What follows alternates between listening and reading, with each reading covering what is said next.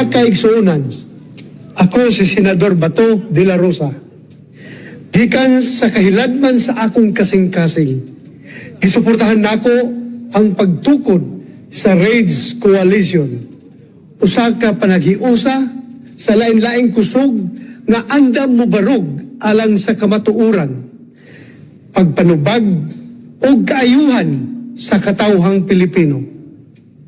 Niining panahon na, dili na igo ang tagsa-tagsa nga pag-away. Kinahanglan nato ang usa ka tingog, usa ka direksyon ug lig-ong baruganan, batok sa korupsyon, pag-abuso ug mga lakang na nagtumong sa pagpahilom sa oposisyon. Gipahayag usab nako ang akong tibuok suporta sa pagpanguna ni Sebastian Duterte isip leader ni ini nga koalisyon.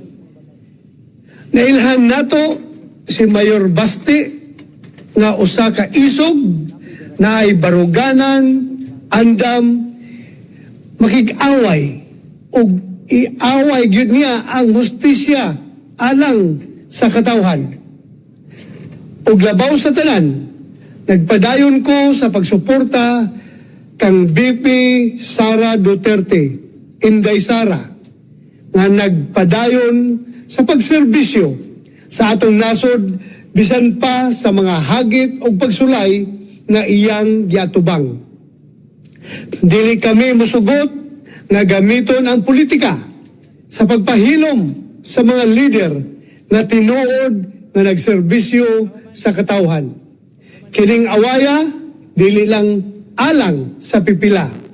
Kini alang sa tanang Pilipino nga nangandoy og tarong nga kagamhanan, makatarunganong sistema ug mas maayong kaugmaon.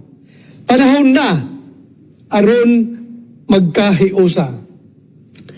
Panahon na aron mubarog. Daghang salamat, mabuhi ang katawhang Pilipino.